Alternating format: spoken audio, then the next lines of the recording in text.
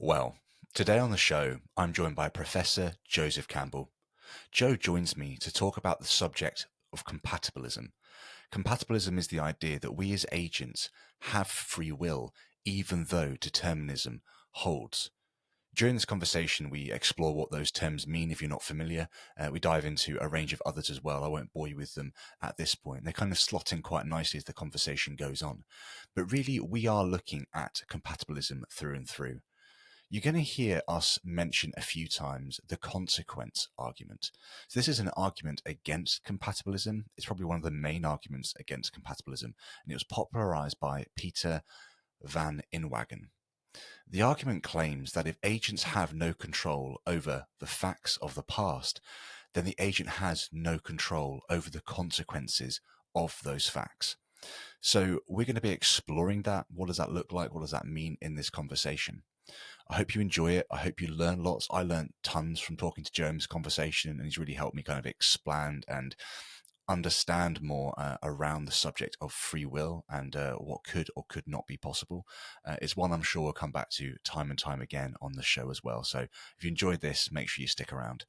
And if that's the case, then why not hit the subscribe button and then hit the notification bell? You'll be reminded then whenever we release a video here on the channel. And also, if you wouldn't mind giving this video a thumbs up and sharing it with your friends, family, followers, we grow because you share the content. So please consider who might find this a useful and interesting conversation and share it with them. Anyway, enough of that. I hope you enjoy this conversation on compatibilism with Professor Joseph Campbell. Cheers.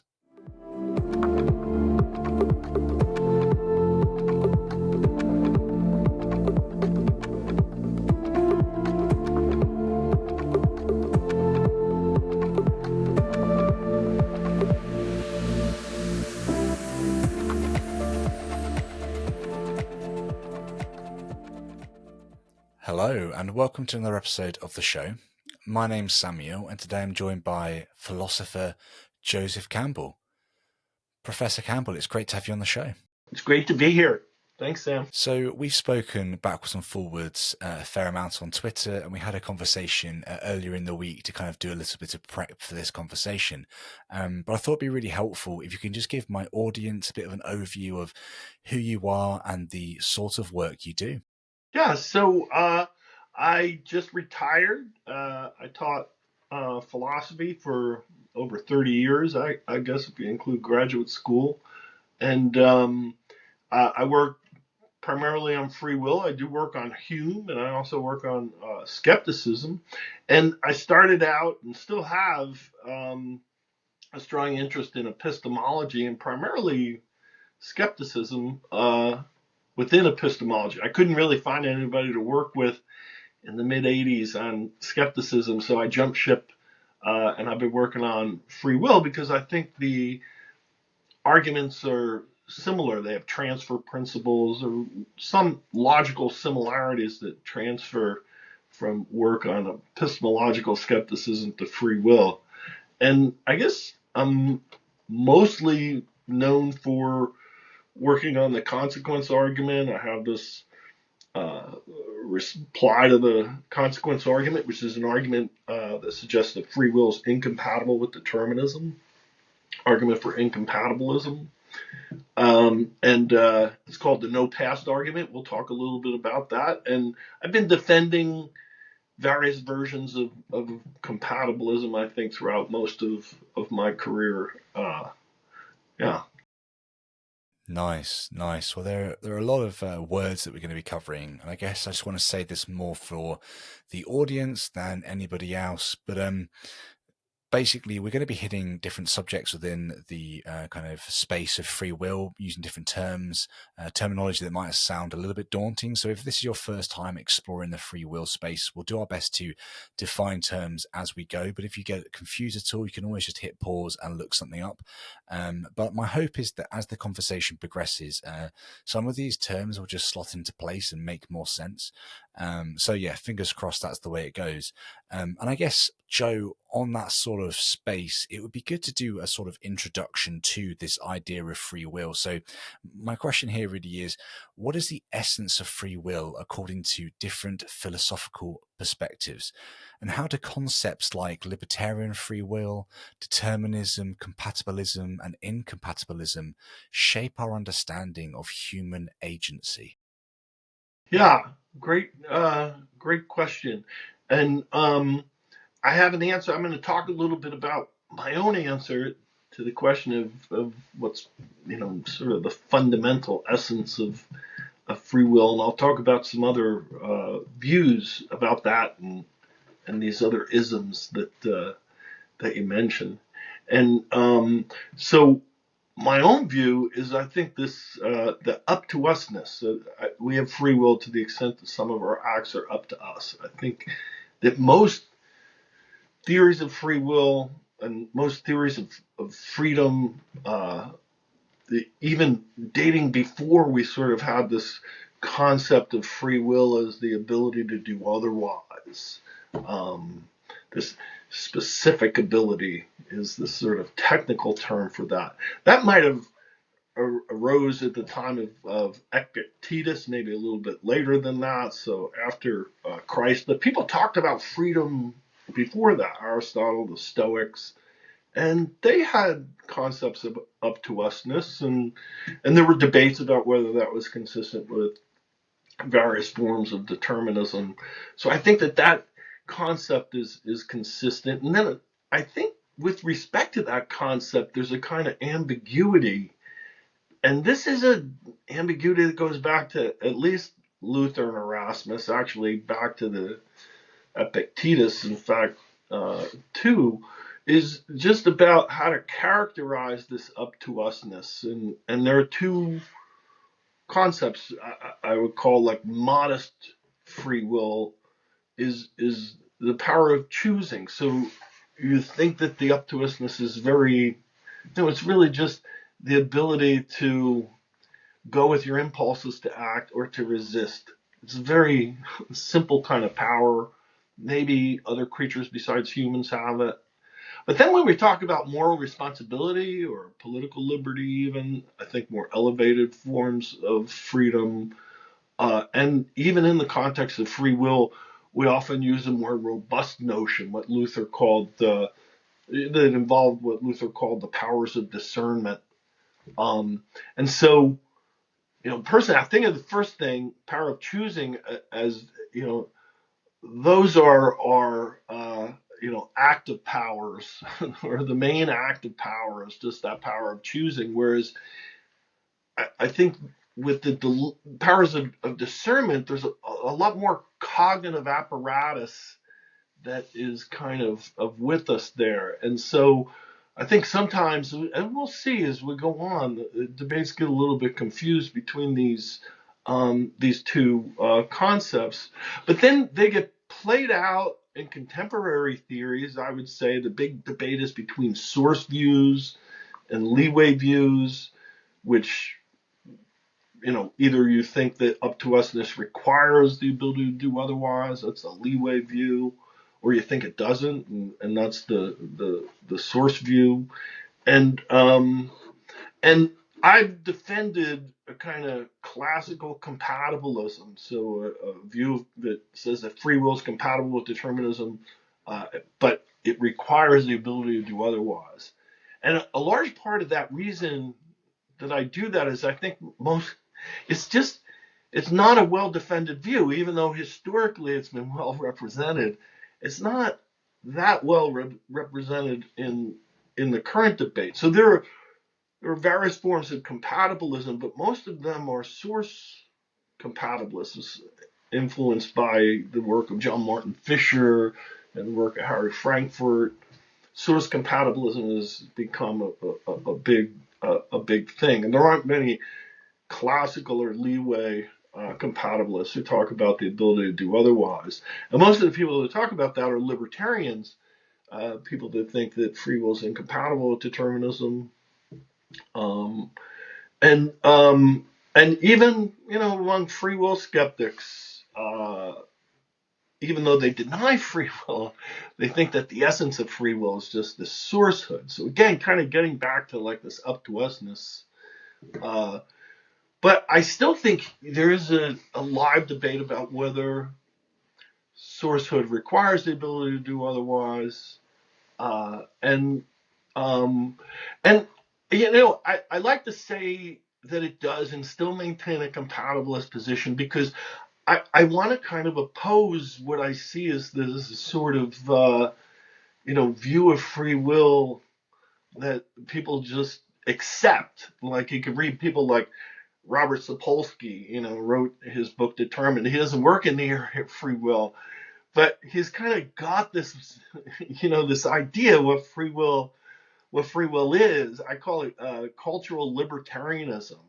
Where we have free will, it's incompatible with determinism, but it is compatible with other kinds of determinism, like maybe theological determinisms like providence or divine foreknowledge.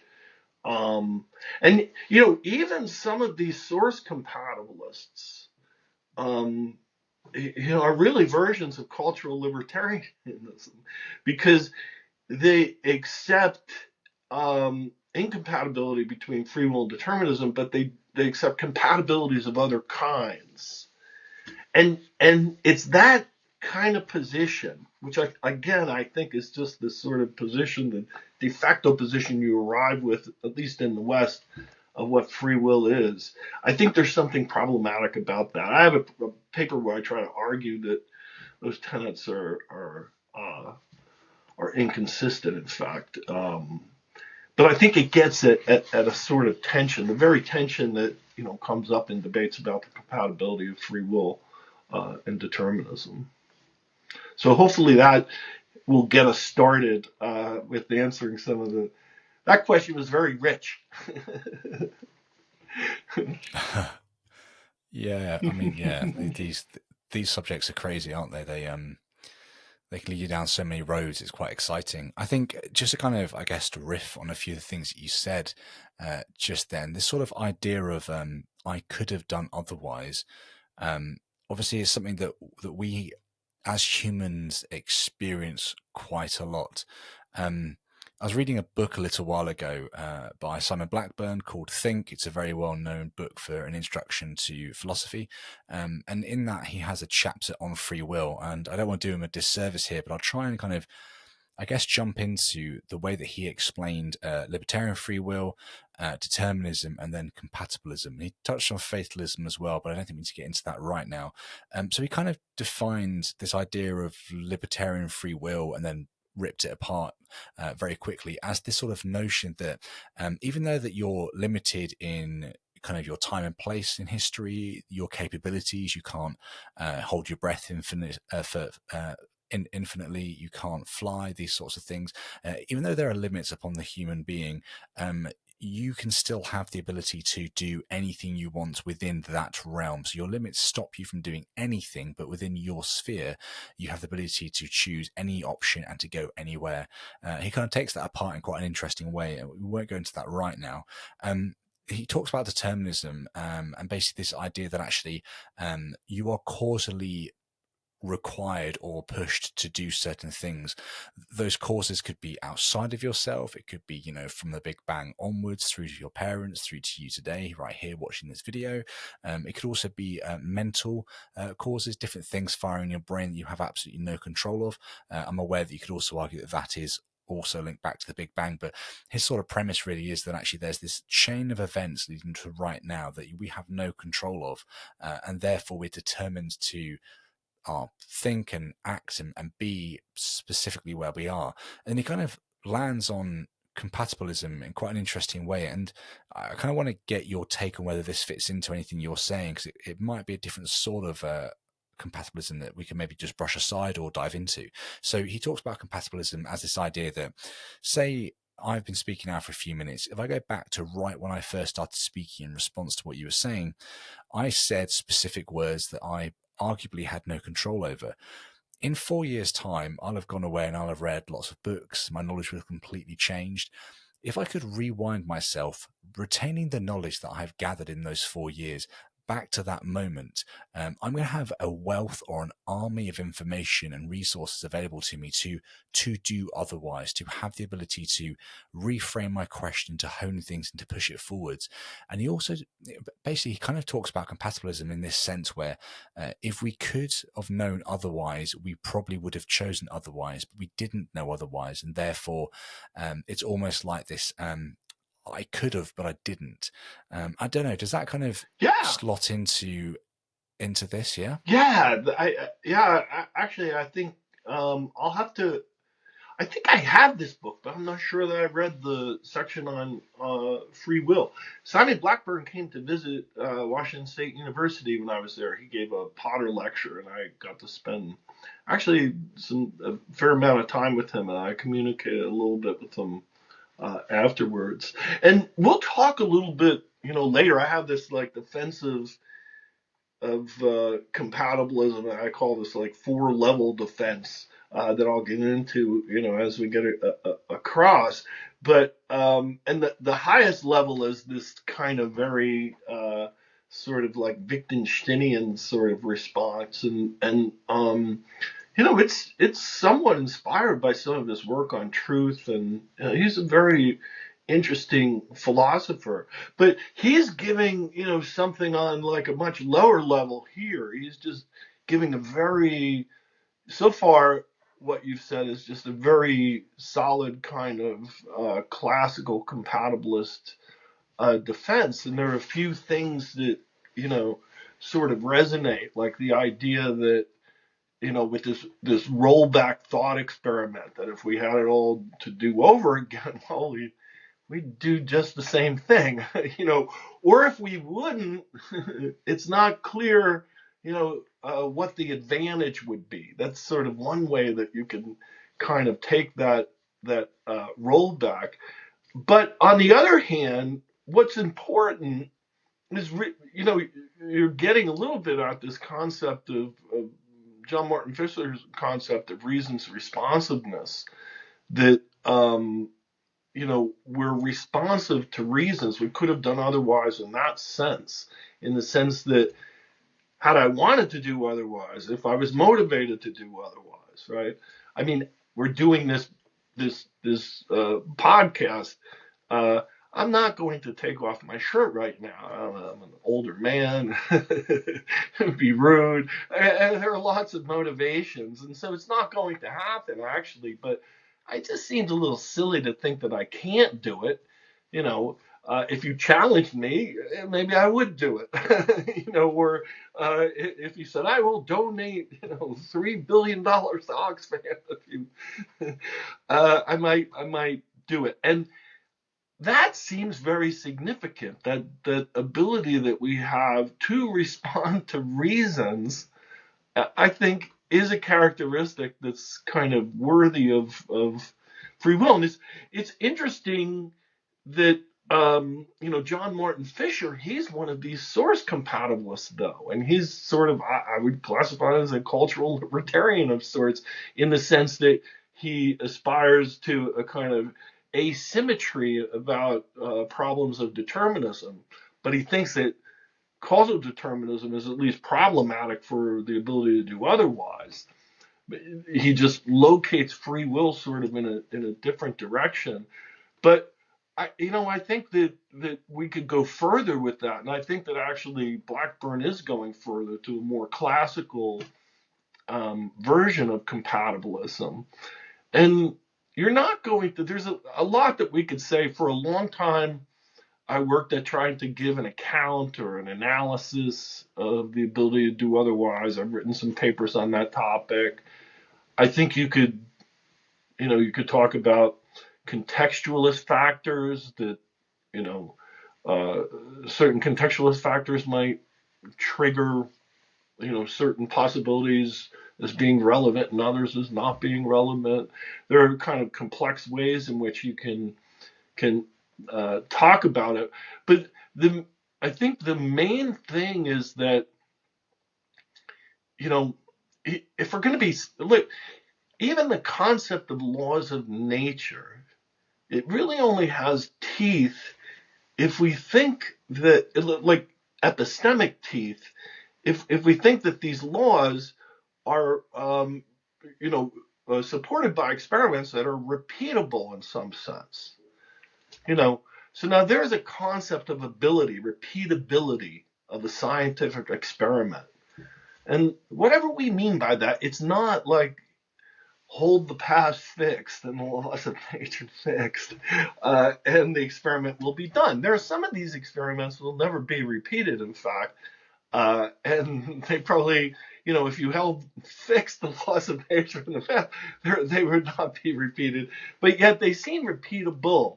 So we do have a variety of modal concepts, I think, that are not kind of wedded to this sort of libertarian view of the ability to do otherwise, that are a little bit more flexible, and I think would be a little bit more helpful too, in developing. And I really maintain this position partly because of that, because very few people are really working in that area where they're trying to, think of the concept of ability in a way that can even characterize the repeatability of scientific experiments, right? I mean, you know, uh, and Blackburn seems to be, one of them, you know, and I bet he thinks of it on a variety of these other levels that we'll get into as well. Yeah, no, absolutely. I think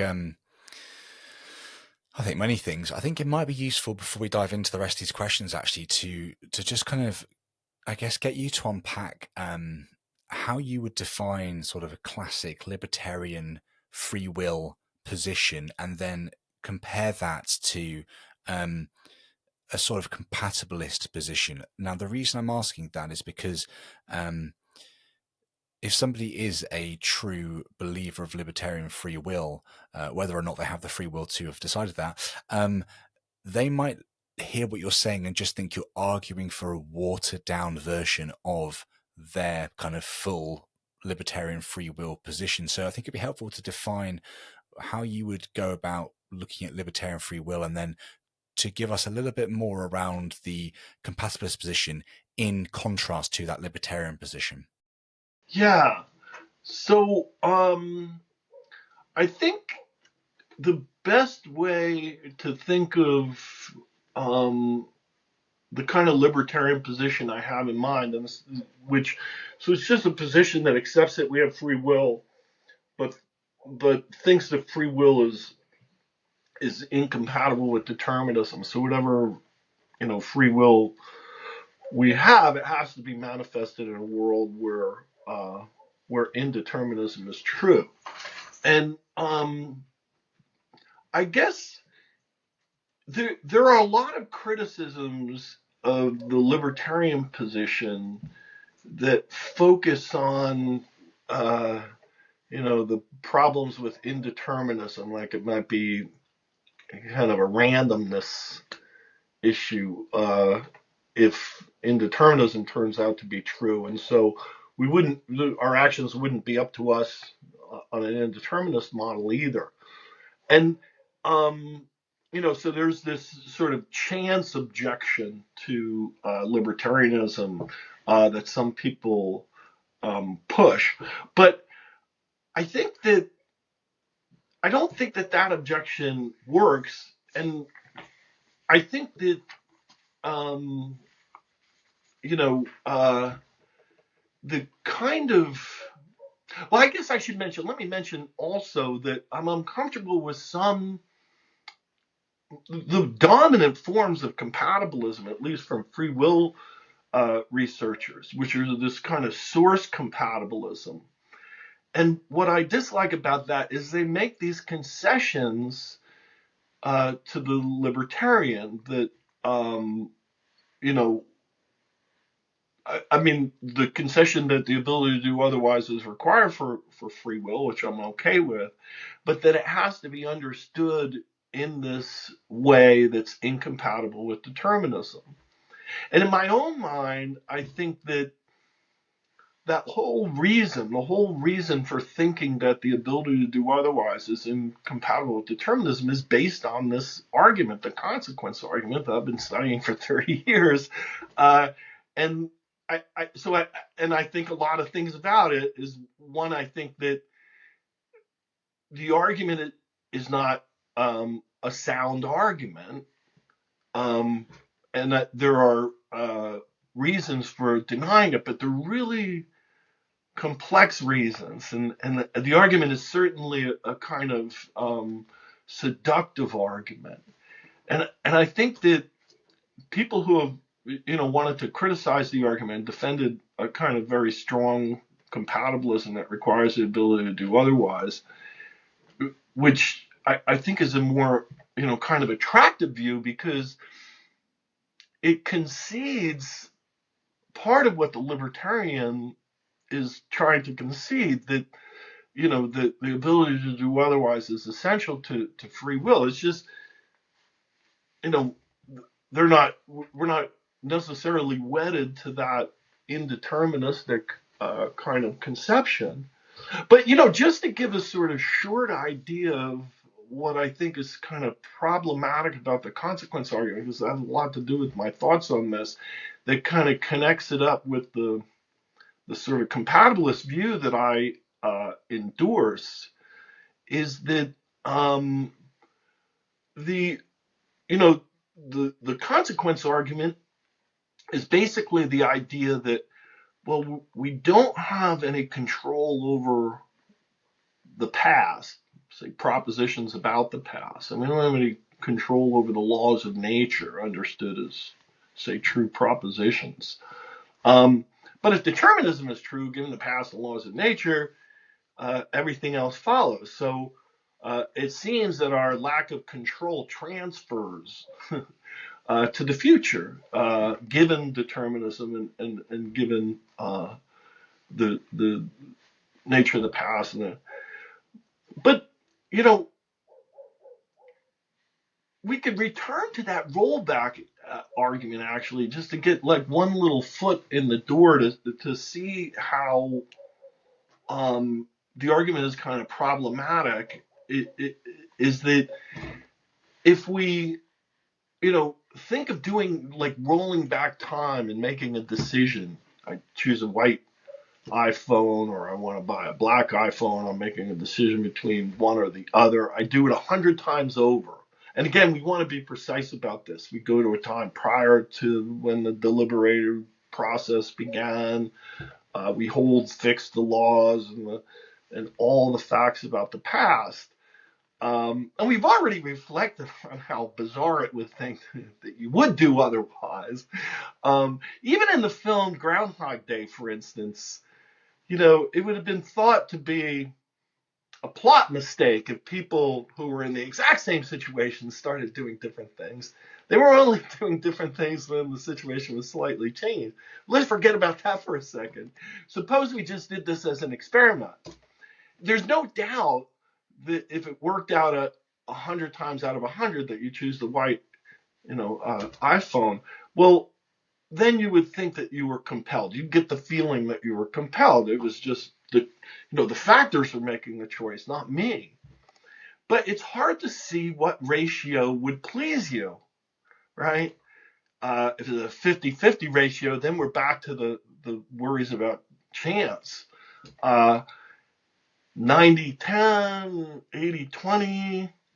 And this is a point that comes out in the Sapolsky book, because he doesn't talk about like 100% determinism. He talks about propensities, and if life propensities, which apparently Sapolsky says they do, like always that, 80% work out this way, 20% work that way, you'd start to feel perhaps maybe the same way that you felt it was 100%, which is just, you will not be 100% certain that it was within your control. It would seem like the factors that went behind, and then these propensities that sort of dictate, Now, if you think of that for a second, then I think, a few things I think come to mind. One is if you start with the worry that determinism is going to destroy the ability to do otherwise, you could show that it's not just determinism. You can put us in an indeterministic world where the propensities work out in a way that would just seem as frightening. So it has nothing to do then with the truth or falsity of determinism, whatever this worry is that we have. If there's one message I can get across to people is free will is complicated. It's perhaps paradoxical. The addition of determinism doesn't really add any additional paradoxes. It just makes the paradoxes easier to see from my point of view, because determinism is a kind of has some logical advantages. So recreating these kind of worries is a lot harder on indeterministic models. But so the trouble I have with with libertarianism is that, well, either it suffers from this chance objection, either the relationship between our acts and the laws of nature is just there is none, or it's rather tight. It doesn't really matter if it's 100%. If the relationship is tight and you thought that determinism is problematic for free will, then you should think various forms of indeterminism, namely the indeterminisms that are true, like, because we do live in a world where we make predictions and we give explanations. And so there are these sort of tight propensities that connect the past to the future. And the worry should arise again, And so by reductio, I want to say, well, there must be something wrong with that initial worry that determinism is a threat to free will. Because if you don't think that, then you're just going to get rid of free will altogether, at least in the ability to do otherwise sense. And so I favor a kind of compatibilist view that just really, actually, I realized in preparing for this that I'm not just a compatibilist, I'm a soft determinist.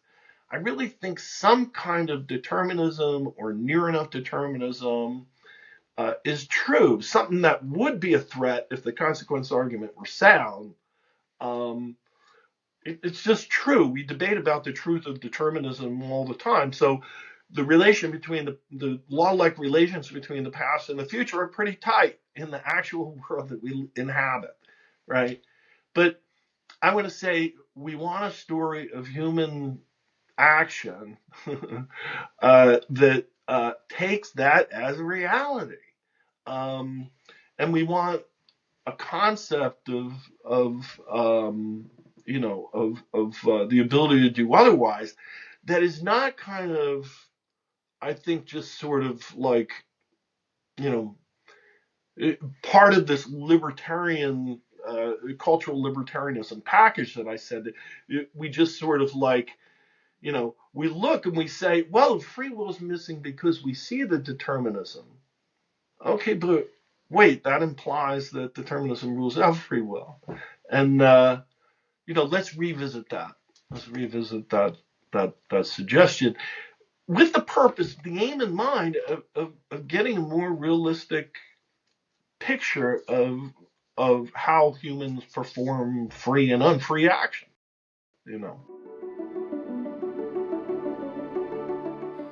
I want to invite you to join our community on Locals. There is a range of free and supporter-only benefits to check out.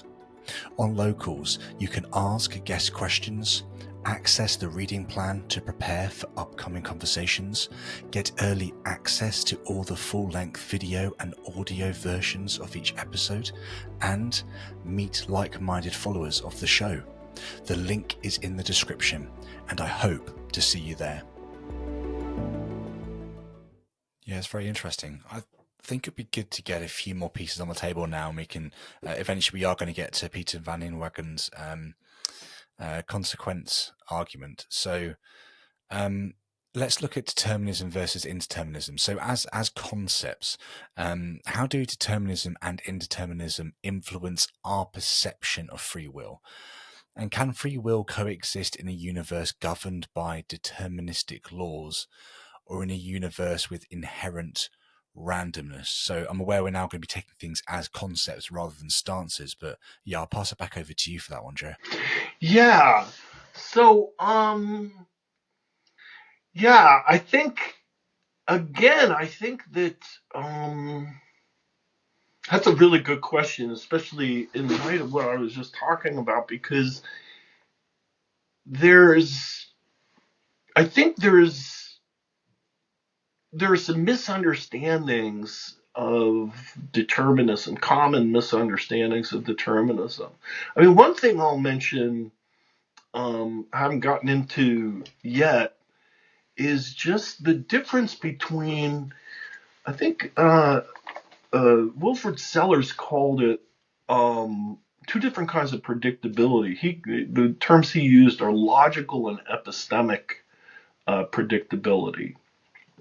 And so, on one definition of determinism, which I would call like semantic determinism, um, you define the concepts in terms of propositions. So you've got like, you know, propositions about the past, and then the laws of nature, propositions.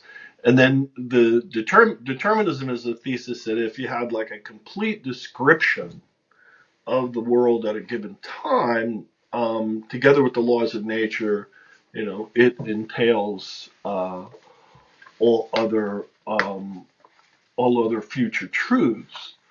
But the and then this is equivalent to a kind of abstract predictability, like logical predictability, meaning, well, in theory, if you had access to those propositions, then you could formulate the prediction. But there are all sorts of reasons for thinking that that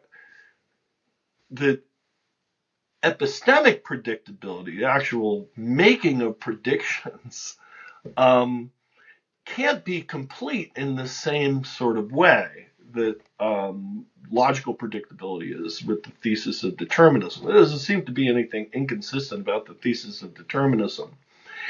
But if you insert an agent doing the predictions, because the agent becomes part of the system that the agent is predicting. The easiest way to see problems that emerge is if you just think about, so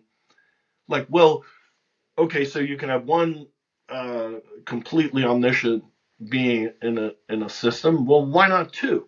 But then the second one could work to try to thwart the predictions of the first. So it's easy to generate kind of paradoxes, with this notion of epistemic predictability, meaning, just because determinism is true, it doesn't mean that we're going to be able to make predictions of future human actions. There are people that appeal to like Gödel's incompleteness proof, actually, to sort of rule out a kind of epistemic complete predictability. And there might be some sort of debatability with respect to that, but the main point I'm trying to get at here is that a lot of people confuse determinism with the idea of complete predictability, like creating a facts of life book that tells you how your future is going to play out. But there's no reason to think that determinism entails that.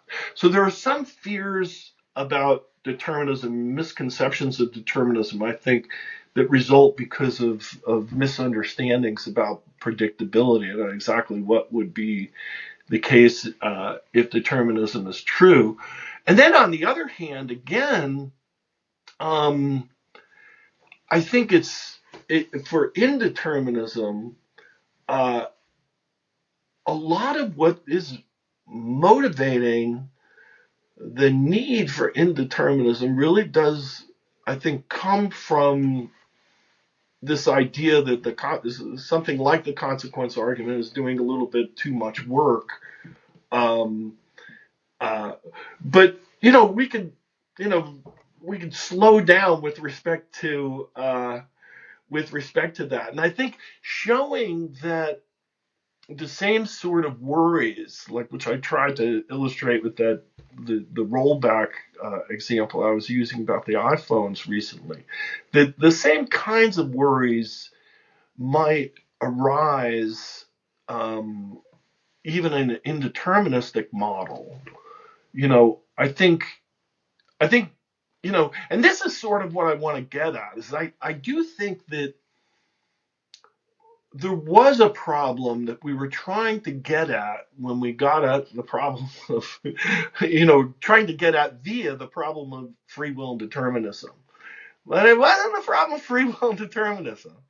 There might be actually a bunch of other kinds of problems like predictability and free will, or that kind of hover around there that we sort of confuse. But then the other flip side of that is we think we can make the problem go away by getting rid of determinism, right? And then just like somehow indeterminism is going to magically contain free will. But really all it does is just remove the problems you thought were there because of determinism.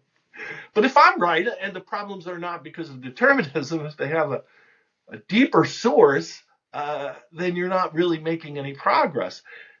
But you've kind of added a much more complex system. You're dictating kind of like the natural order of the world, and it must be a certain way in order to accommodate free will. This is when my pragmatist hackles kind of come up, that I think we've just gone too far, like with arguments when we want to sort of impose a structure, a metaphysical structure on the natural world to accommodate the way that we are. I think that we should try to find a way that we are that accommodates our understanding of the natural world. I mean, that seems like a better way to do it.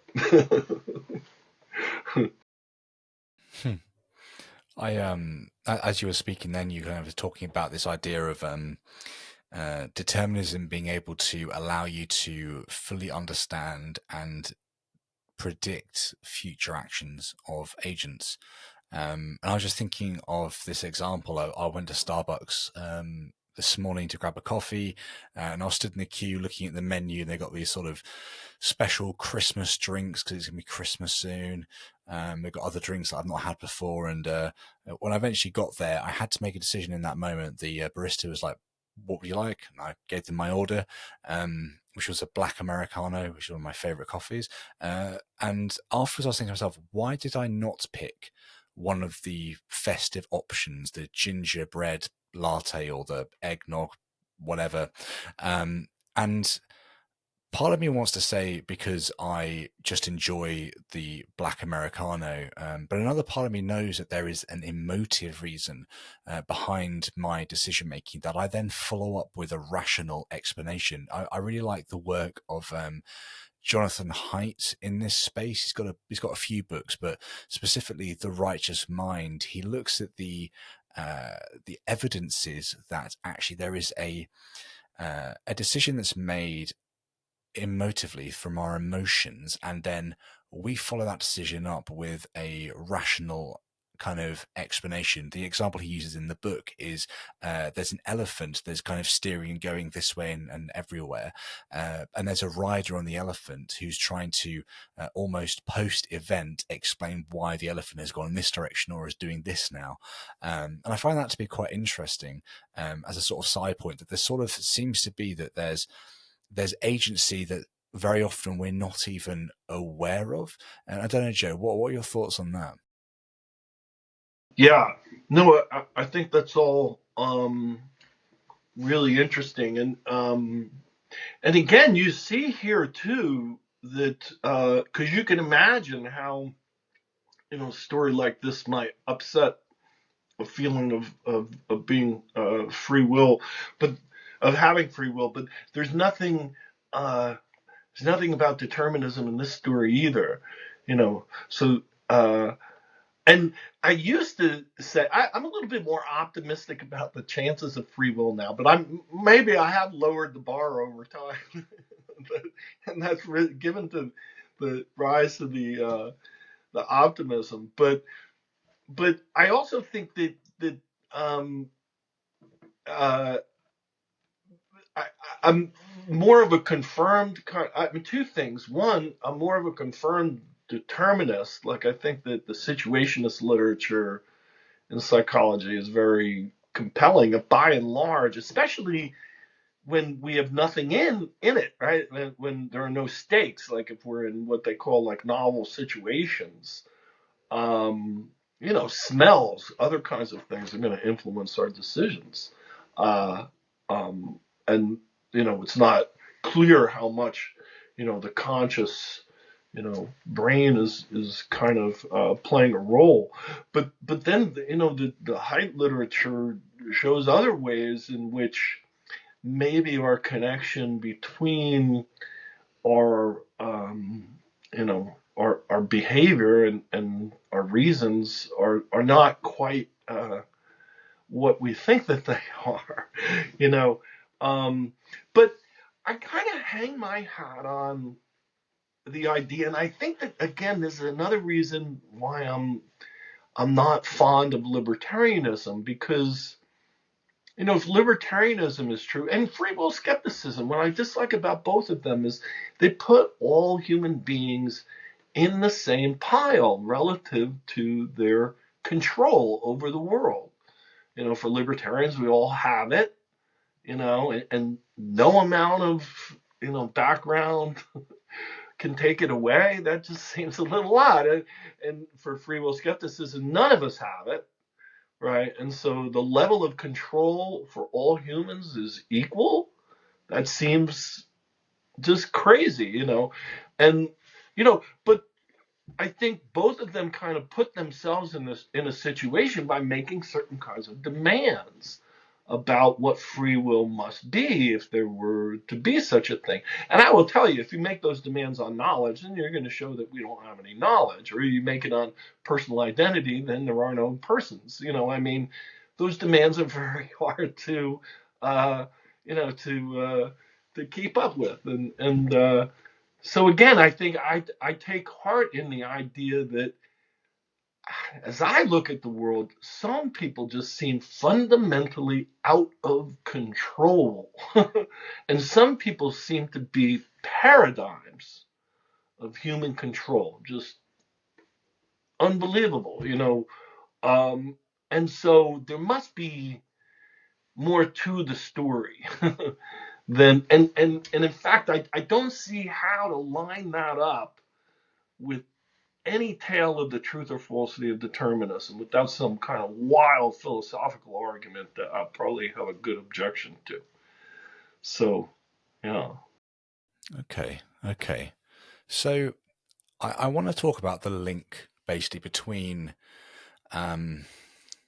basically free will and determinism to enable compatibilism. So the sort of question here is, what is the core essence of compatibilism, and how does it reconcile determinism with the notion of free will? Now, before we jump into it, we're kind of talking about free will as this, and the sort of words that I've heard so far are agency, control, choice. So this sort of extra stuff that we're able to utilize being free will, and then determinism being you've mentioned causal determinism as well, this sort of idea that there is nothing in the universe that has no cause or is self-caused. So I'd just be interested to understand, we have determinism, we have free will, bringing those two together you get compatibilism. What is the link, the chain that brings those two things together? Or is it a case that it's almost like a Venn diagram with two things where they just slightly overlap? Or is there one big thing, determinism, and free will is almost planted somewhere within it? Like how do you describe that or link those two things together? Yeah. I mean, we can get back. That's a great question. And I want to talk a little bit about my four-stage strategy, but I want to get back a little bit first to the um, troubles with libertarianism that came up a little bit before, like about the I called it the chance objection. Some people call it the luck objection, but luck has so many different meanings now. And one person who raises this is Peter Van Inwagen. He actually doesn't use the term luck. He uses the term chance. And so and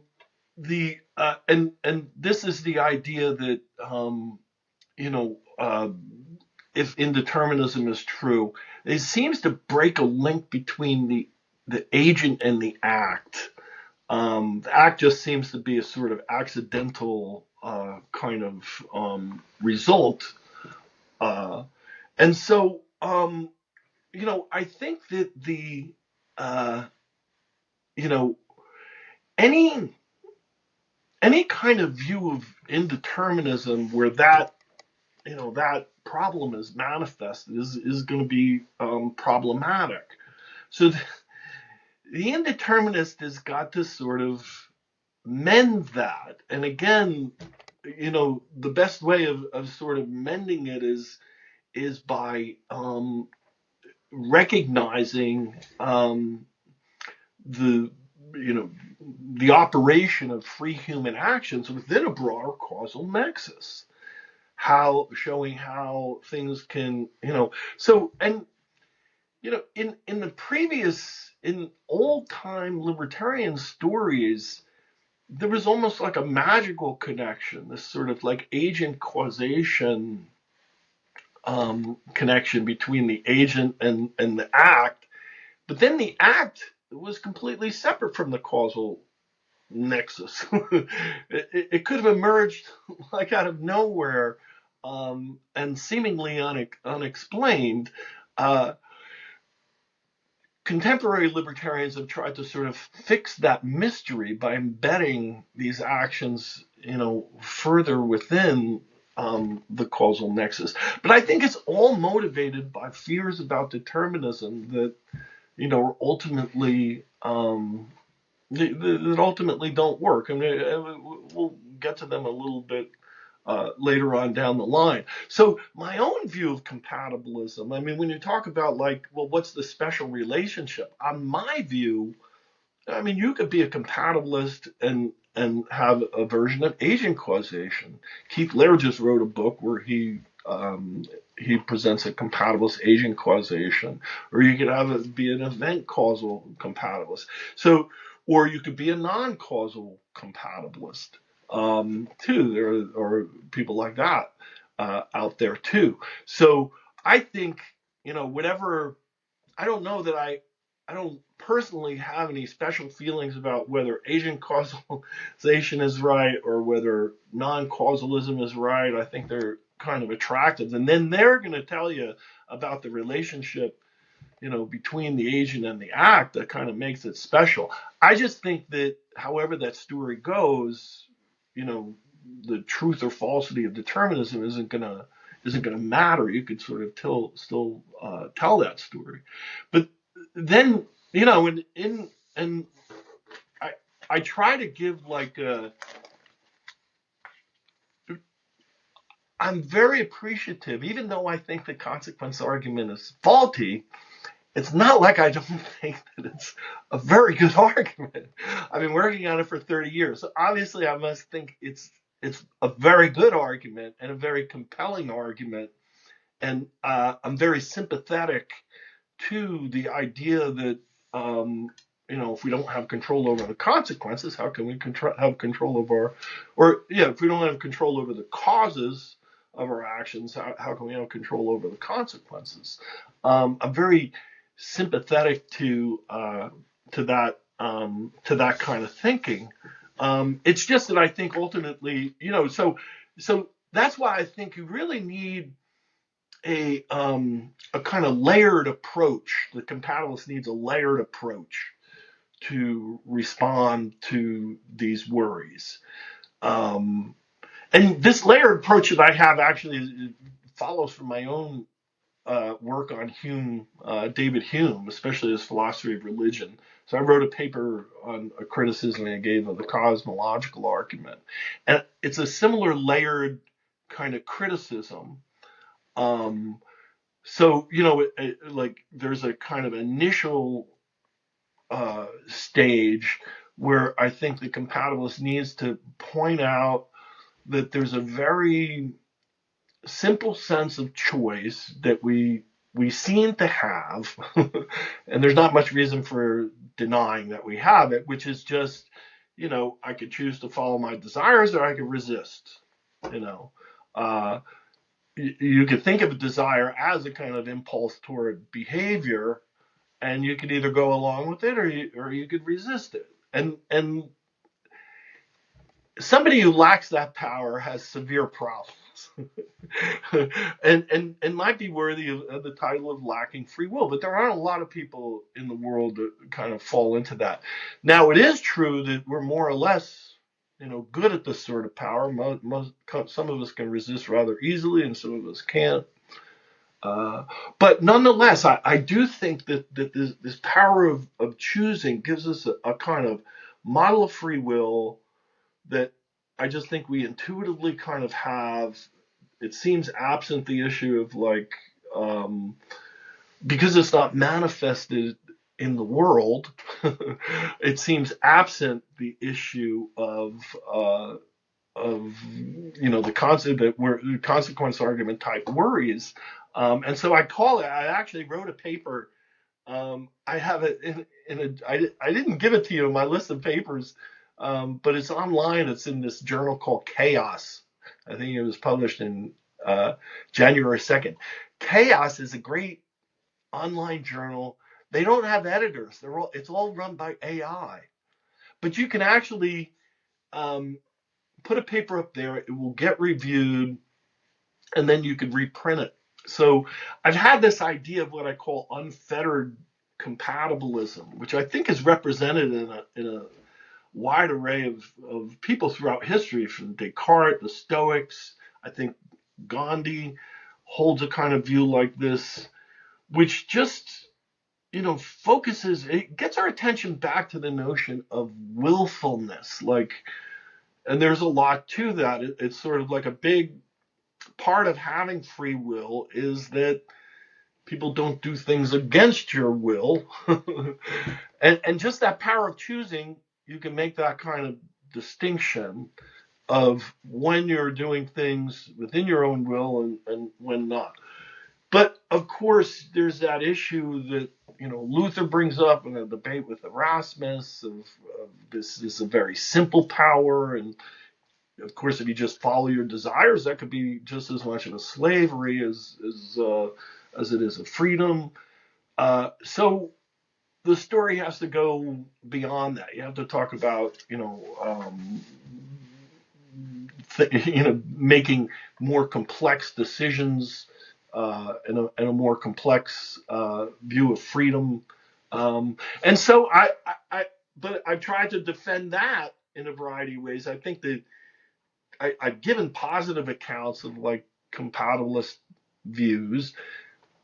I'm not so sure I believe in that philosophical analyses are possible anymore. And I think that there's something really mysterious about the specific ability to do otherwise that renders analysis difficult. But I think you could show how the consequence argument is kind of faulty. I mean, one thing to realize in the consequence argument is it seems like it's all like first order logic. Like you just show a truth table that the consequence argument is valid. But that's not the case because it assumes this, non-truth functional operator of lack of control. We have no lack of control over the past and the laws. Given the past laws, everything else follows, so we have no control over anything. And it's that law of transference. I mean, I'm just observing now, not that the law is questionable. it's just not a law of first order logic. It is, a part of a system that nobody has ever worked out yet. Some people have made attempts of various different kinds, but and it shows up all the time as if it were just something, and then, but the other thing that's even more mysterious about the consequence argument is that it seems like what's doing the logical work is this assumption about the past, a general assumption about the past. I can't do anything about the past. But that's not really the assumption at work, like what they call accidental necessity. Because, well, it doesn't matter, like, if my decision to wear this shirt is based on some fact that happened yesterday. My freedom of wearing the shirt is not based on what I could do about that fact now, but whether I could have done something about it yesterday. And if I could have done something yesterday, then that would, transfer into freedom today. So you get that transference of lack of control and also a kind of transference of freedom. It's sort of is sort of similar. So in order for the argument to work, you've got to go back to a time where there were no human beings. That's a time where no one had a choice about anything because there was nobody around to have a choice. But that's a contingent claim. Like, people pretend that the consequence argument shows that there is no possible world in which determinism is true and we have free will. But you can't show that free will is missing in a world where there are always humans. You just create a world where there always were humans. It could be the same humans, same set of humans, could be different humans. As long as, the existence of humans is coextensive with the existence of the universe, then you cannot use the consequence argument to show that beings lack free will, even if determinism is true in that universe. So it's just not a general proof for incompatibilism. It's a proof of, well, in worlds where you lack a remote past. Now, it is true that we're in a world where we lack a remote past, right? And so some people think that they ignore the fact this is a logical problem. It is not a general proof of incompatibilism. But the current take on this is called the no past objection. I printed this in Analysis, a couple issues of Analysis, 2007, 8, and 9, and 10, I think, were the three issues. But then the general take on that was, look, well, we live in a world like that, so all that really matters is that there is a past beyond our control and that it is connected in law-like ways to all the other events. But again, this could be true independent of determinism. As long as we live in a world where the law-like relations are relatively tight, right, so that propensities of the sort that kind of emerge when you think of, well, what if it always worked out that, every decision you made was a 90-10 split, or there was a 90% chance for every single decision you made, and exactly 90% of the time you made that decision, and exactly 10% of the time you did not. Again, that might give you a feeling, whatever feeling that you have, like in the case of determinism. So I think that the threat to a lack of free will remains, even if you accept the compatibilist argument. So let me just review the logic of this, because it gets a little bit complicated. But so what I think I've shown is I've given a criticism of the consequence argument that shows that it's not an argument for incompatibilism. And if you ignore that criticism and keep on accepting that the logic of the argument is good, you could show that we don't have free will independent of the thesis of determinism. Okay, so it's kind of hard to show that the consequence argument sort of is an argument for incompatibilism, and it seems at least neutral, with them. And then I won't go into this, I've talked a lot already, but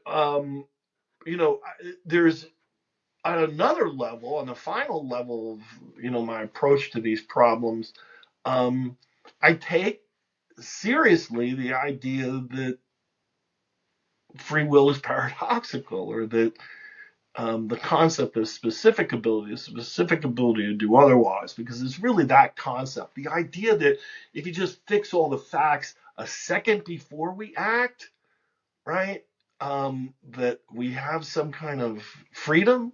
But of course, the past, that includes a second before I act, right? So, the idea that in 1 second we can muster up enough freedom to, do otherwise or something, in some sense, it's going to be comfortable with the libertarian. I don't see how that's possible. It doesn't matter whether determinism is true or indeterminism is true. You would need a world that is wildly indeterministic for something that's not predictable from the past to happen on an instant after all the facts are fixed. So maybe the concept of the specific ability to do otherwise, maybe it's not realizable on any model, on an incompatibilist model or an incompatibilist model. Maybe it's incoherent. I still think that we'd be better off, in that case.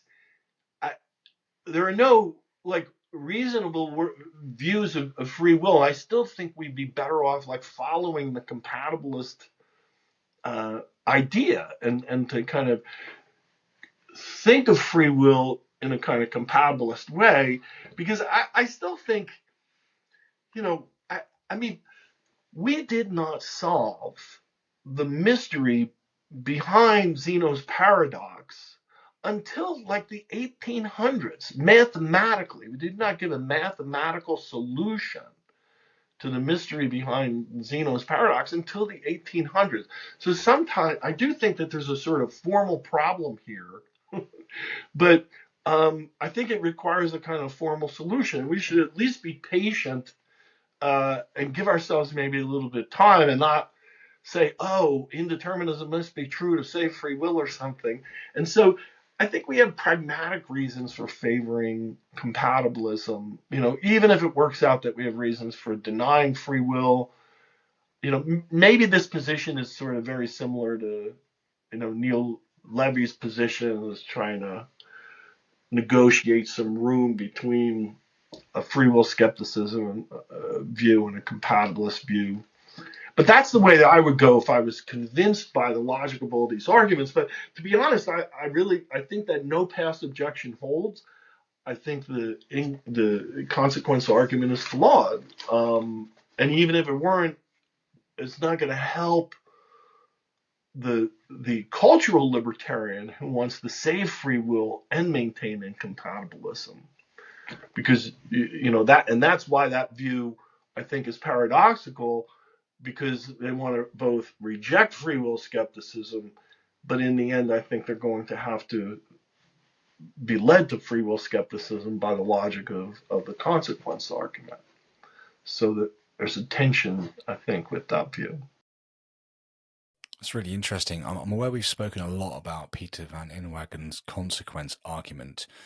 Do you think it would be worth us, or worth yourself, just exploring specifically what that argument is, and historically why it's kind of been significant in challenging the existence of free will within a deterministic framework? Or do you think that your rebuttal of it has kind of also covered that space? I'm not sure if we've missed anything for the audience, you see. Yeah. Well, I mean, I do think it's a fascinating argument, and I will say that um, you know, um, other than the no pass objection, a lot of my work on that argument is very consistent with Van Inwagen's own work.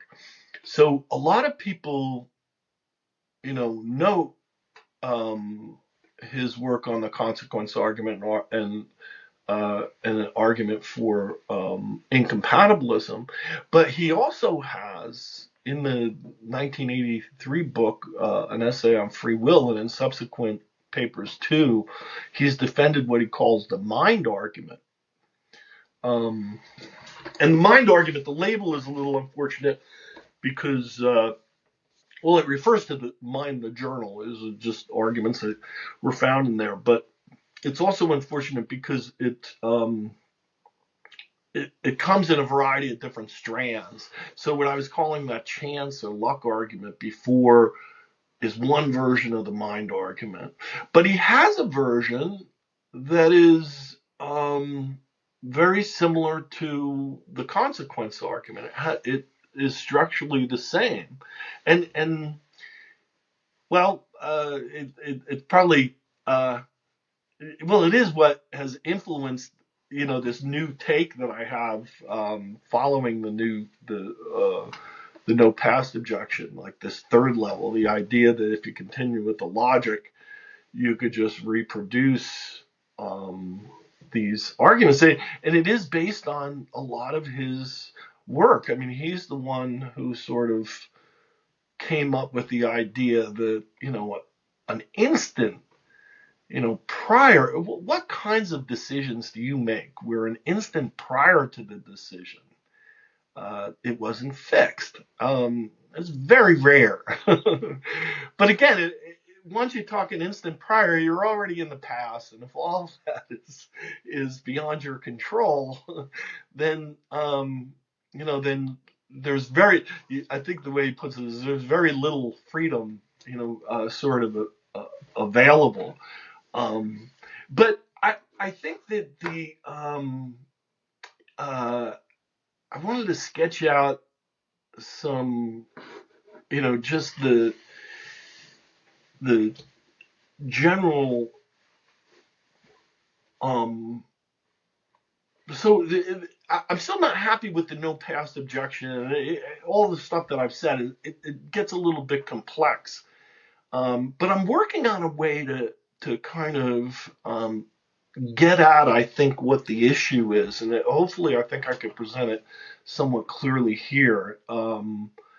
What I think the problem with the consequence argument is, and let me rephrase like sort of where we are, just because we've got this argument, the consequence argument, and even Van Inwagen thinks that there's this other argument, the mind argument, that works in cases of indeterminism. So it seems like if you accept the consequence argument, you're going to be led to free will skepticism. Now, Van Inwagen, this is where his Mysterianism comes in. He says, well, okay, we got these two arguments, and they both look good, but they're not exactly the same, and I'm more confident in the consequence argument. So there must be some problem with the mind argument, but I don't know quite what it is. But in this recent paper that I wrote in my volume, A Companion to Free Will on Wiley Blackwell, I wrote with Kenji Loda. I think that you could. These arguments are not formally different. They're the same. You can get from one to the other, I think, in formal ways a lot easier. So in the dialect, as I see it, if you accept the incompatibilism argument, you're going to be led to free will skepticism. So I think there's a strong reason for rejecting either accidental necessity, saying we don't have to deny that we can accept portions of the past in order to figure out what we could have done otherwise, think of how the logic is working though. So when we talk about like this specific ability that we have, an ability that's at a particular period of time, traditionally we analyze that in terms of a more general ability plus opportunity, right? So, so we could think of specific ability as control, right? And so, what does it mean to have control at a given time in the context of the consequence argument? Well, it means that you've got some sort of general ability and you've got the opportunity. Now, the way that the consequence argument works, what I pointed out in the no past objection, is in order to ground this no choice, this lack of choice, it grounds it in a lack of opportunity, right?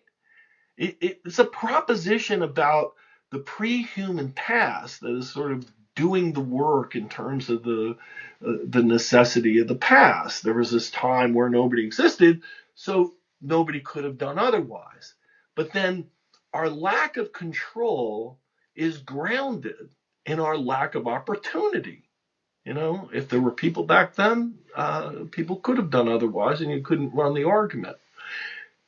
But then note on the conclusion side, we get this conclusion that nobody has any control. But when we're talking about control there, we're not talking about lacks of opportunities, right? I mean, if I don't have the freedom to stand right now, well, it's not a lack of opportunity. I mean, here I am. I got feet. I got the opportunity to stand, right?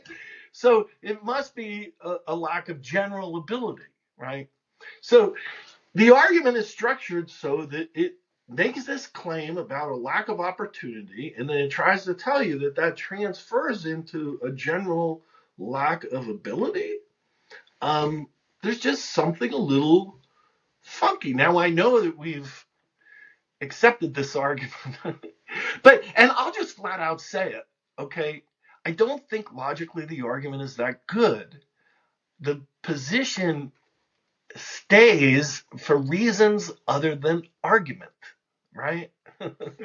You know, a lot of people are dualists. It's not because of the arguments. It's because of the way that they grew up. It's because of the tradition and set of beliefs that they want to accept. And the same thing is true with this cultural libertarianism. You know, even the opponents of free will have kind of characterized it in this kind of way, but I think it's motivated by entirely different reasons. The real reason that we're interested in incompatibilism is because it's like a solution to the problem of evil or something. It kind of that's the only real attraction as far as I could see. I mean, it seems like it's burdensome in a variety of other ways, um, uh, and I don't think that the strength of the consequence argument alone can, you know, can sustain it. I think there's got to be more, a cultural story to explain why we're so wedded to this particular view. There's got to be a broader story to tell there. If you're watching this, then I just wanted to let you know that you can access the same content in audio-only form by subscribing via Apple Podcasts, Spotify, and Audible.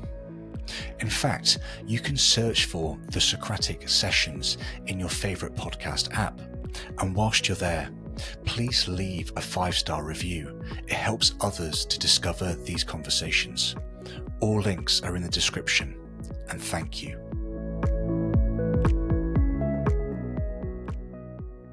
Okay. I mean, obviously we're heavily focusing on compatibilism, which I think is absolutely fine. But what would be really interesting to do, I think, would be to talk about the challenges that are on the table to compatibilism. We've obviously spoken now quite a lot about the consequence argument, but are there any other arguments that you would suggest are contenders to be placed on the table as actual kind of threats, or at least challenges to to compatibilism, or are there any that you would want to kind of maybe even stillman and kind of put them in the best light possible? I'm aware that, Joe, that you'll have rebuttals to these sorts of arguments, but it'd be, I think, helpful for the listener and for myself to understand what else is in the landscape of arguments against compatibilism. Mm-hmm. Yeah. So, and that's a great question, because I admit that, I think in the mind of a lot of my free will colleagues, I'm a little antiquated. People don't work on the consequence argument that much, and they don't think of it as much of a challenge. And the reason that they don't think of it as much of a challenge is because of these Frankfurt cases, and a lot of the work of John Martin Fisher. These cases where it seems like you can get somebody in a situation where, suppose that you and I were going to do a bank robbery together, and suppose that I'm a famous neurosurgeon, and I'm not 100% confident that you're going to go along with the plan, so I put this device in your brain, so that if I get this hint that you're not going to do it, I just click on the device, turn you into a zombie, and you do it. And then arguably, it seems like, suppose the device doesn't activate, you help me perform the crime on your own. It seems like you're morally responsible, yet you couldn't have done otherwise. It was inevitable what the outcome would be. So a lot of people think that this breaks the link between the ability to do otherwise and moral responsibility. So this has led to people endorsing the source view over the leeway view, and most of the versions of the consequence argument are geared towards leeway compatibilism. So, and if you try to reconstruct the consequence argument as a version against source compatibilism, it's not as strong, it turns out. So, but then in its place, another argument has taken over, and that's the manipulation argument. And this argument is it's interesting in a lot of ways, and it's contrasted with the consequence argument in a number of ways. So, for instance, it's an inductive argument. That's one thing that's kind of interesting about it. And it's geared towards source compatibilism. So that's sort of interesting as well. But so the general structure is that, you talk about a manipulation case, like the Frankfurt example, but suppose that the device had activated. Now, or even actually the Frankfurt case, you might even not care whether the device activated. You might still think that the person was manipulated or whatever. Or you can conjure up a version of it where the person is clearly manipulated. And then your intuitions might be that, these people in manipulation cases, they're not morally responsible for their actions.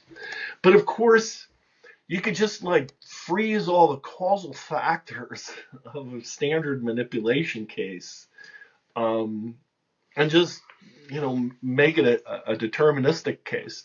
Just make it so that whatever it is that leads this person to be manipulated in this way, it just been part of the laws of nature and the pre-human past, or something. And so, in other words, it seems that these manipulation cases are indistinguishable from determinism cases. And if we judge that nobody's morally responsible in manipulation cases, then we should also judge that nobody's morally responsible in in determinism cases. And then this gets at another difference, is it doesn't just talk about free will, it talks about compatibilism, about moral responsibility, and determinism, attempts to rule that out. And a lot of people think that this argument is stronger than the consequence argument. But I'll have to say, in my compatibilist defense, I have to come back to compatibilist. Two things. I think one thing is it's much easier, I think, in the case of the manipulation argument, to show that determinism isn't really playing a role.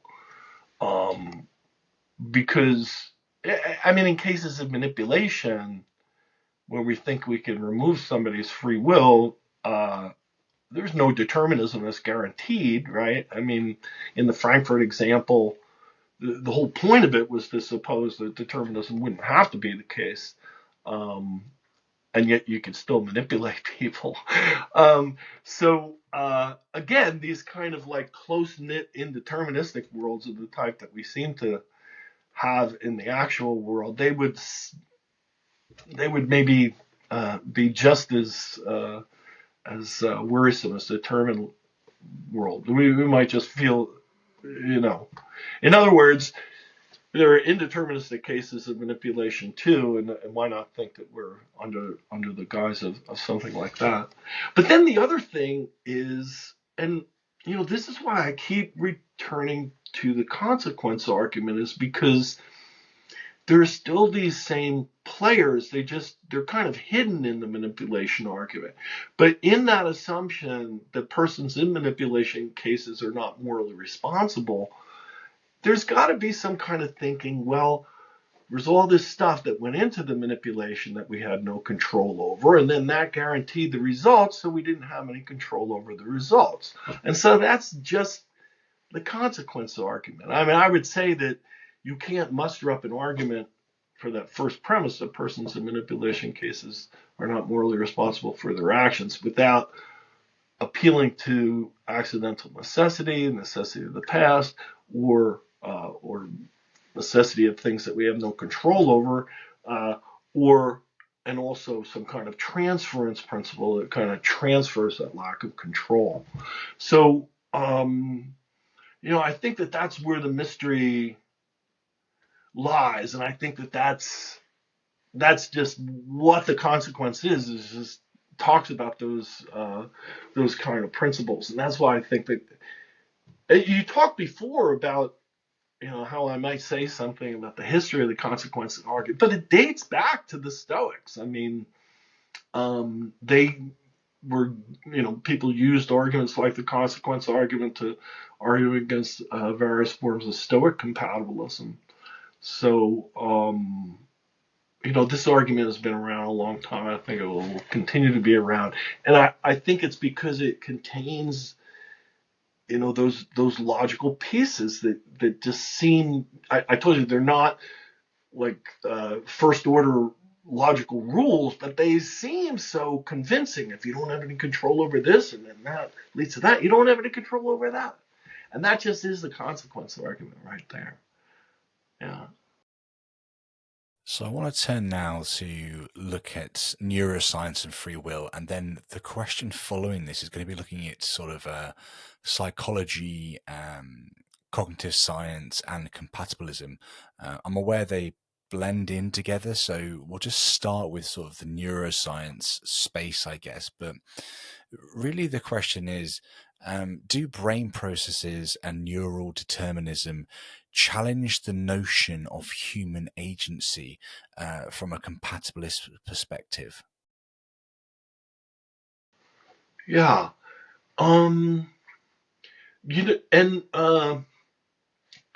I think it is interesting. This is an interesting question, and I'm stalling a little bit because I've learned so much about it from reading this book by Robert Sapolsky, because he argues for a kind of determinism, and he argues for a free will skepticism, that we have no free will, but he rejects the neuroscience arguments, even though he is a neuroscientist. So he doesn't even think that these these arguments do the trick. But so I'm a little caught up in his reasons, but they're maybe a little bit too complicated to talk about today. And the other thing I wanted to say before I point out some particular criticisms of some of this research is that, again, there's that general structure of the consequence argument is kind of embedded in these debates. So because the way that these livid experiments, and these are the ones that are, this is kind of the name for the type of experiments done by neuroscience that seem to undermine free will. The general structure of this is that the evidence seems to indicate that there is these neural signals, readiness potential, that occur prior to conscious free choice. So they get people to perform a simple task and to try to record when they make the choice to perform that task.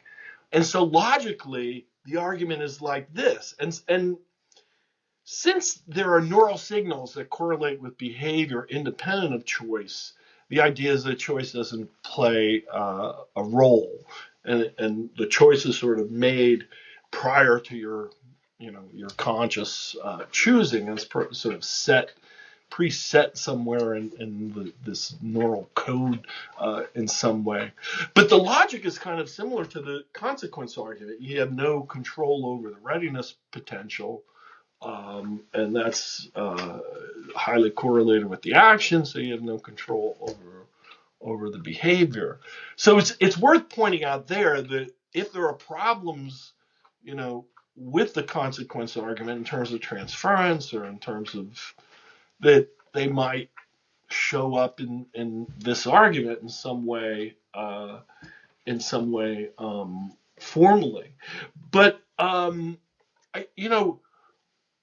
I think there are other criticisms of the Libet experiment that are worth getting into. I don't know how much detail we want, but I mean, one thing is this, the thing that precedes the conscious choice, this readiness potential, it's a process. And you might even think of like conscious choices sort of being a process. And we're only talking about, milliseconds in the case of these but so the one idea is that the the readiness potential signals the beginning of the choice, but it just takes some time. And then it's also the case that in the experimental situation, to figure out the time of choice, you're asked to sort of look at this Libet clock, which is like this dot spinning around. You got to locate where it is. But are you identifying it? I mean, consciousness is kind of weird, because there's, there are these phenomena, like you'd be driving and you feel like you fell asleep, and suddenly you wake up, oh, I've been asleep. But of course, you were conscious on some level, or you would have driven off the road. And usually when we think about consciousness, it's really, we're not thinking about perception or conscious perception. We're thinking about apperception, like awareness of the consciousness. So whether this Libet experiment is really picking up on not the conscious choice, but the awareness of the conscious choice, this is just another phenomenal level, and so might occur later. In other words, there are these ways of nitpicking at the Libet experiment. But I think if we go back to that distinction we started out with between like modest and robust free will, like if we just think of modest free will as this power of choosing, we have an influence to act and we could resist. There's no, in fact, Libet thought that his experiments were consistent with free won't, and that's just what free won't is. It's like resisting, meaning between the readiness potential and the moment of choice, in some experiments, people were able to resist that. They've done these experiments actually on rats where they try to get pellets of food, and if they press a button for a pellet or whatever, they might be rewarded or they'll be shocked or something. But some receive the shock like after they press for the food, but before they get the food, so they could still resist accepting the food. Even rats have this sort of power of choosing. So the Libet experiments don't rule out this, this modest free will. But then if we think of a more robust kind of free will, or more indicative of the sorts of decisions that we're making that we're not making in these Libet experiments, well, the experiments don't even address that. So it's not clear how they can really have much to say about free will. They don't rule out modest free will. They don't even address robust free will. And everybody kind of admits both of those factors. So, I think it does just, it adds more fuel to the worry if you have that incompatibilist worry to begin with. Like if you thought that the fact that there were causes for my behavior in and of itself ruled out my behavior being free, which is just the assumption you get from like the consequence argument. If you already had that, then these Libet experiments, because you already think that the causes are there if determinism is true, and maybe this confirms your idea of determinism or something. But so I think a lot of the worries are kind of connected to this, this sort of cultural libertarian view that we have. So I mentioned before that we would look at psychology and sort of cognitive science. So the next question's in that vein. How do psychologists and cognitive scientists interpret the concept of compatibilism? What insights do these fields offer regarding human decision-making and free will? Yeah. I should mention there's one project I was working on. I was reading this dissertation by this young woman named Liv Combs. She's from the UK, I think maybe perhaps Scotland. Scotland in the UK. Oh my gosh. But anyway, and she has this cognitive science model of ability that I was sort of alluding to before, which I find kind of helpful. And I just wanted to sort of throw that out. The idea that, the specific ability or control at a particular time is a function of general ability plus opportunity. And Junan Ishmael, she does philosophy of physics, but she also does a lot of cognitive science, and she has a compatibilist position that where these cognitive science models are, playing a big role too. And I think in general, like once you remove the fear of determinism, it kind of frees you up to sort of look at our actions as being the consequences of prior events, and so it opens up, more stories. And I must admit, I'm very. I mentioned before, I'm persuaded by this situationist literature and psychology. So, like just some simple experiments that they've done. Early on, they've done these experiments where people were asked to make donations, and they had the donation jar in front of like a Cinnabon, or in front of a clothing store. And it turns out that the donations in front of the Cinnabon are greater. You can, if you work as a barista, what you might want to do is put little googly eyes on your tip jar, and it will increase your tips. People get the feeling that someone's looking at them and more likely to donate. And especially in novel situations and situations that don't involve like loved ones or where there are clear biases, it seems that the situation plays a big role. But I think it gets back to that idea that, I don't know, you would need a very magical view of free will indeed if, the instant before a decision was made, it wasn't settled in some sort of sense. I mean, we exist via these processes, and decision making is this sort of process. And so along the way, a lot of what happens is sort of in the past, and the past is supposed to be this place that confers some kind of necessity.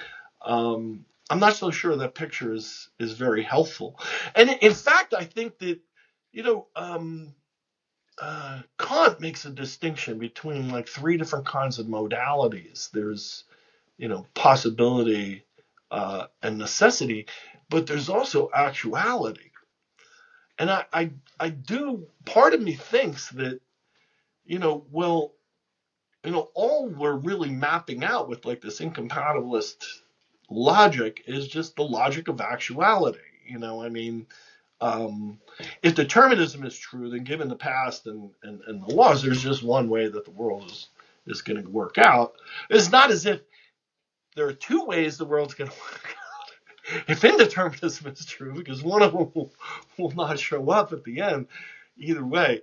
But yeah, again, I think that there are these sort of I think that I want to distinguish between the kind of evidence that these sciences is giving us, which might be evidence towards some version of determinism being true, and the idea that evidence compromises free will, because you need that incompatibilist link in order to get that, and that's where I want to split hairs. Yeah, that's fair. I think final question we'll get to this evening, before I kind of point people to your work as well, is on, I guess, moral responsibility and free will. So the question goes, how does the presence or absence of free will influence our ideas of moral responsibility? Can individuals be held morally accountable if free will is an illusion? Now, I'm very much aware that we've been saying this entire time that free will and determinism can coexist, hence compatibilism. I'm just aware that the sort of moral responsibility element often comes under fire when people begin to reduce free will from anywhere near the libertarian version of free will. So I guess if you can take it from that stance, Joe, that'd be really helpful. Sure. Yeah. Well, and I will say too that there are independent threats to moral responsibility, not just threats from determinism. And so a lot of work on moral luck, I think, is really interesting, important, and and there are people who think that the only chance of getting out of some of these moral luck arguments is a kind of libertarian free will, which kind of provides some kind of grounding. And also, it's weird because I think most people, when they kind of defend free will against free will skepticism, are less sympathetic of free will skepticism than I am. And I mean, I'm mostly confident that whether we have free will or not has nothing to do with determinism. I'm not as confident that we have free will. And especially when you think of, and well, my confidence increases the more modest the kind of free will. So, even if it turns out that we have this kind of modest version of free will, whether we have a robust enough level of freedom to be morally responsible for our actions, I think that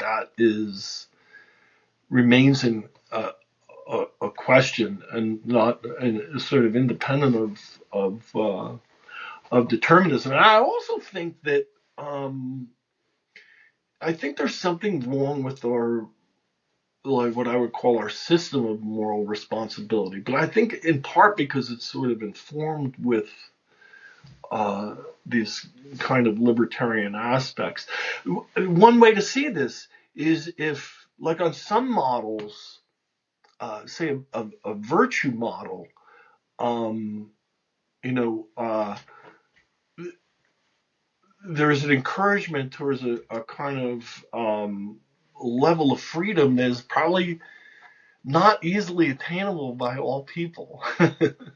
So whether or not actually, models of virtue tell us, like, how to be, a perfectly moral person, or how to be, good enough to get along, I think that's a genuine kind of question. And again, I think that Neil Levy gives a lot of reasons for thinking that the sort of overall cognitive capacities that we have, or lack of cognitive capacities, don't put us in the best situation in terms of being the kinds of creatures that should be held accountable for their actions. But and I'd add to that. There's this a woman named Hannah Picard, and she's interesting because she's both a clinical psychologist and a philosopher. She has a degree in philosophy, but she distinguishes her view from, like, views of free will skepticism, because it's not like she thinks that people aren't blameworthy, but in a clinical environment, blame is very unhelpful.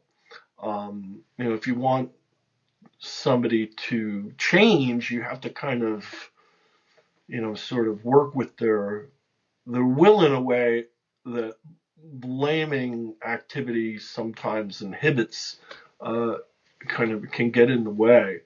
So I think that there are, and well, then one last thing I'll mention, just about the psychology of human beings, that is just so interesting that we very rarely dwell on, is that, again, if you think of this difference between, what I call modest and robust free will, or modest free will is just the ability to follow your desires or not, whereas and robust free will is concerns more powers of discernment, more issues of knowledge and decision making, especially for your own well-being or the well-being of others. We don't really develop, modest free will. We don't really, fully develop the frontal lobe, which supposedly is connected to the very capacities needed for modest free will, until we're, like, in our mid-20s, right? And now we might have some kind of lower level. Sorry, I didn't mean mine. I meant the robust free will until we're in our mid-20s. We might have this more modest free will, this sort of ability to follow our desires, but somehow, we have to get from, this other stuff that we're not responsible for to, this stuff that we are responsible for, this level where we are responsible for. And again, that all that stuff from the consequence argument, all these ideas about this transference of lack of control or whatever. I mean, it's hard to imagine how human beings can ever become morally responsible for anything, given the way that we start out. But I think part of that too is that, well, a lot of us don't always make it, and it has a lot to do with how we start out. And so, uh, you know, I I guess I would say that I do think that there are reasons for thinking that um, our our level of moral responsibility is maybe not what we thought that it was.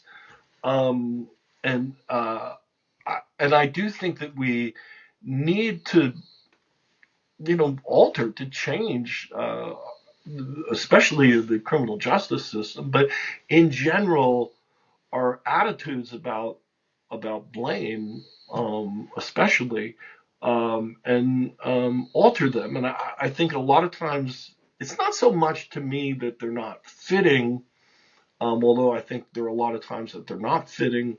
But I think that they're inappropriate. I think certain kinds of blaming behavior they're inappropriate because they're just not conducive to the kinds of change that you want. You know, I mean, if you look at people that are actually in prison, 80% of them came from poverty. 80% of them have drug problems or mental illness, some kind of mental illness. In a lot of cases, you're taking people who've had a horrendous life, and you're punishing them further and thinking that somehow that's going to make them better or want to be better. I just don't get it. And I think a lot of people that are in prison shouldn't be there. And also, I think that once they're there, I mean, I don't. I'm not sure we're doing the kinds of things that we should be doing unless we had an idea of never letting them out. But because we're not really socializing them, Um, so this is a long-winded way, and I'm throwing out a lot of issues about moral responsibility that interest me. But I really do think that these debates, they don't track these issues in a kind of one-to-one way all the time. But I do think that these, even though I disagree with a lot of these debates, these incompatibilists and these free will skeptical arguments about the, prospects for against free will, especially free will in a determined world, I think it's uncovering a lot of data from science and from the humanities, a lot of data about ways of rethinking moral responsibility that are going to be helpful, and more constructive and just better. If we pay attention to the data, I think we can make changes, and we don't have to. This is part of my pragmatism: is that we don't have to reject determinism, or we don't have to make these bold metaphysical, philosophical moves. Um, you know, but we could pay attention to the data, and there'd be more reason to do that if we thought that human beings were part of the causal nexus that we were involved in. Um, you know, uh, Yeah, yeah. Well, Joe, this has been an absolutely fascinating deep dive into free will generally, but obviously kind of specifically looking at compatibilism through quite a few different lenses. And I think we've done a really good job of actually kind of explaining the different areas of the landscape of the free will conversation through the questions and the sort of answers that you've given us. I had about 4 or 5 more questions, but I think we're going to leave those, and maybe we can do a part 2 in a few months' time when I've gone away and read Robert Sapolsky's book as well. That would be helpful, I think. yeah.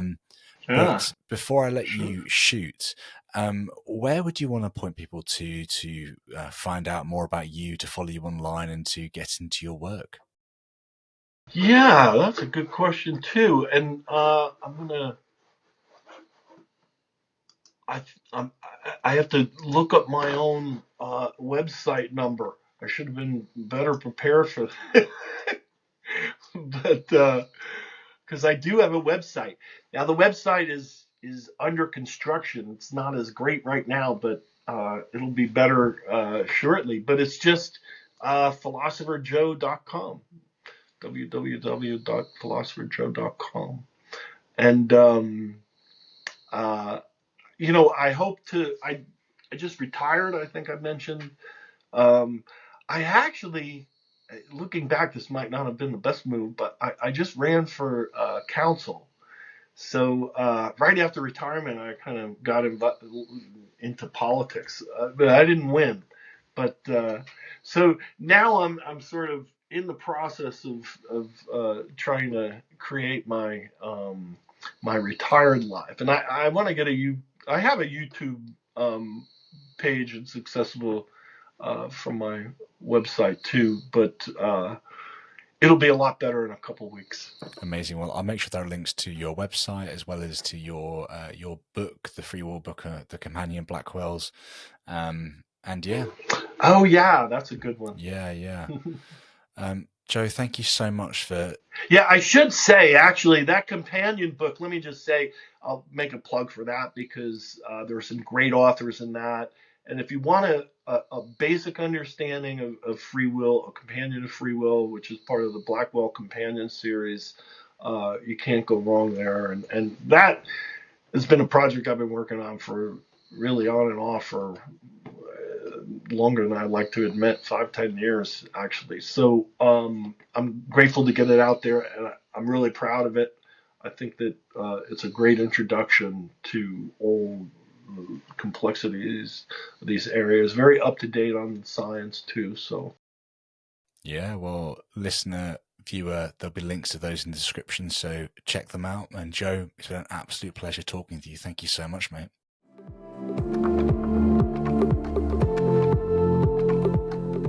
Thanks for checking out this episode. Please like, subscribe, and hit the notification bell. And make sure you check us out over on Locals. Cheers.